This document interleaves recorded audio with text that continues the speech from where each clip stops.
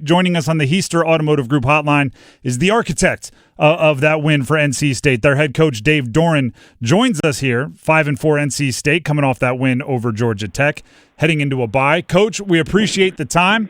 Thank you for jumping on the phone with us.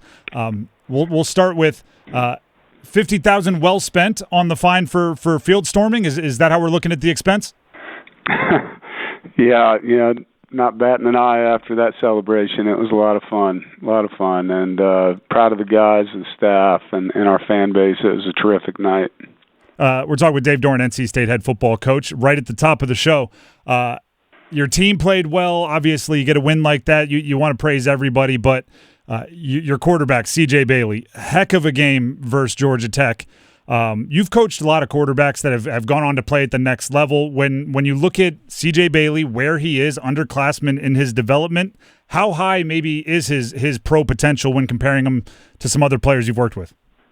Sky's the limit. I think C.J. is a kid that gets better each week. He takes everything that he does in stride, and at the same time he wants to learn.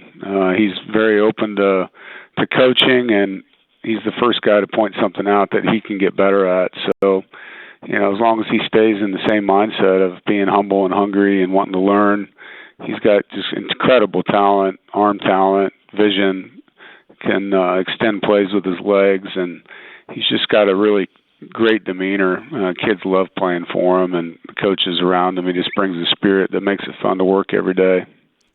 It's interesting. You kind of worded it that way at the end, right? Fun to come work with, all those things. Last week, before the Georgia Tech game, you were quoted on your radio show saying that you hated coaching last year's team, and this year's team is a different vibe, and you named some of those things that you just mentioned about CJ, about the roster. Why say those things publicly? Why come out with that about how you felt about coaching last year's team? Yeah, I think how people take things is not always what's said, and it wasn't a hate towards the players. It was just the vibe we had. There was a lot of what I consider selfish behavior, guys not getting the ball enough and pouting and things like that. And football to me is the greatest team sport there is. And only 11 guys get to play on a roster. There's 125 in the locker room, and regardless of your role, it's about doing the best you can to help your teammates. And this team has just been selfless. It's been so much fun to be around these guys and help them get better, and they give us the opportunity to coach them, and it's been really refreshing, being around a team that just wants to get better, wants to play for each other, wants to help each other, and no matter what happens, they just come to work, and they let the staff and the teammates around them show up with good attitudes and play hard, work hard, and, the results aren't always the way you want them to be. That's unfortunate when it happens that way, but it doesn't mean you don't get to celebrate what you have, and these guys have been a lot of fun to work with. Dave Doeren, NC State head football coach, joining us on the Heister Automotive Group hotline. Speaking of maybe only one football and so many different guys wanted and maybe even deserve the opportunities, Hollywood Smothers misses a game. Duke Scott runs for almost 200 yards, a player that you tipped us off to in the preseason, saying he's one to watch. Assuming that Hollywood Smothers comes back healthy and ready for a full workload, how do you handle having two backs that are obviously able to thrive under 20-plus touches, kind of workhorse backs, and you have two of them? Well, that's why you need them. It's a long season. It's a physical position. They take a lot of contact with and without the ball, and it's nice to have two guys that can explode in a game and do things that way, and every touch that they get is a touch that can be more than just a 3 or 4 yard gain. It can be a touchdown, and you need that kind of depth and competition and a rotation that allows them both to stay healthy, and hopefully we'll have Hollywood back soon and we can have both those guys clicking. I hate to have to ask this one, and I assume you don't like talking about it. I think we come from kind of the same background of the reasons we love college football. But have you or your front office or your staff begun the first talks or maybe even solidified talks with guys for commitments to next year, knowing that in modern college football it's free agency every offseason? No. Obviously behind the scenes we talk as a staff and things like that, but, the focus is on the now with the players, and we still got a lot of games in front of us, and, I just think it's the best way to do things. The way they've moved the portal back helps. Last year the portal opened like literally 3 days after the season ended, and that made it a lot different than having a whole month like we do now. Last game against UNC is in November, and the portal doesn't open until January, so you have time to do those things, and obviously for us as a staff, we need to be ready when the season ends.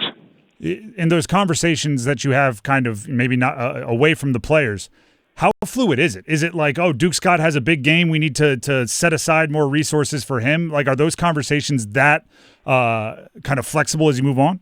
They can be. I mean, I'm not dealing with that. Our GM and the recruiting staff definitely sit back there and work on things like that. But, my focus is on trying to get ready for the next game right now, beating Miami, and we have a bye week here to kind of assess us as well. And trying to stay in the moment and, worrying about things that are really out of my control at this point in time doesn't help me win the next game.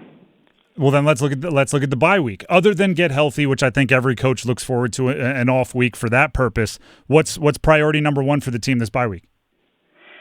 Yeah, I think there's always little things that you can refine, and whether it's fundamental things that you want a certain player to get better at, or some schematic things, whether it's, tweaking a coverage or a run play, or, hey, we've run this play a certain way, let's have some plays off of it, where can we break some tendencies?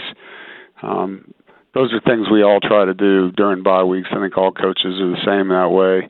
It's unique for us because we just had a bye 2 weeks ago, so, it's a little different than the first one when you talk about your self-scout. We're really using this more than anything to get healthy and get a head start on the next game.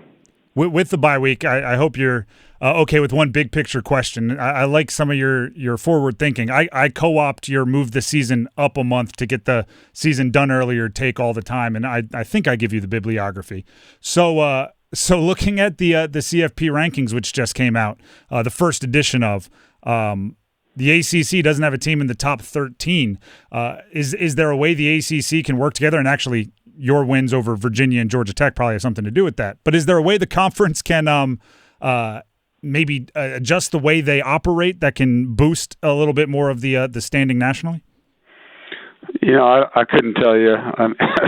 That picture for me right now is nowhere near what I'm thinking about. I think you got to get it done on the field, and obviously the teams that are in position to get to the playoffs have to take care of business, and quality wins matter and finishing matters. I think there's a lot of movement that happens in the last 4 games here. So, you guys sit around and talk about all this stuff, but there's a lot of football left, and there's a lot of things that can happen. And, there's a really good team in the Midwest who lost their quarterback for the rest of the season last week. There's a lot of things that can change a football team, and I think it's too early to get too high or too low on our conference or anybody's.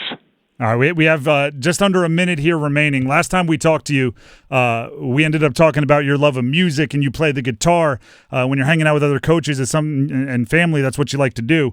So I'll put you on the spot here. The team has 3 games left. I know this doesn't happen often in a college locker room, but let's say they pass the playlist to you and say, we need a song to get us ready for the last 3 games. What is Coach putting on the sound system? Those guys wouldn't like what I'm playing.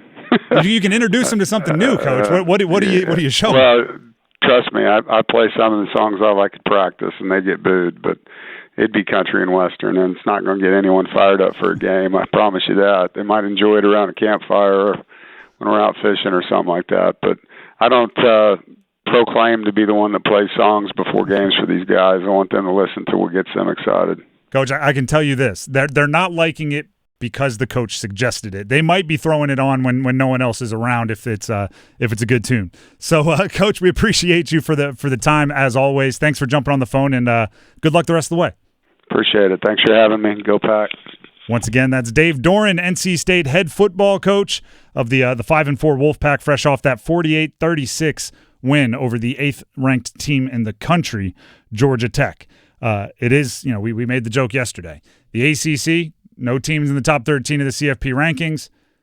If NC State doesn't beat Virginia and Georgia Tech and give them each their only loss of the season, they're probably both in the top 12. So it is a couple feather in the cap wins for Dave Doeren, including that big one over Georgia Tech. Now they have a bye week. Get ready for that last home stretch, and he brought it up. Miami coming right out of the break. It should be an exciting rest of the season for Dave Doeren and the squad. Country Western is what he would have went with. Interesting.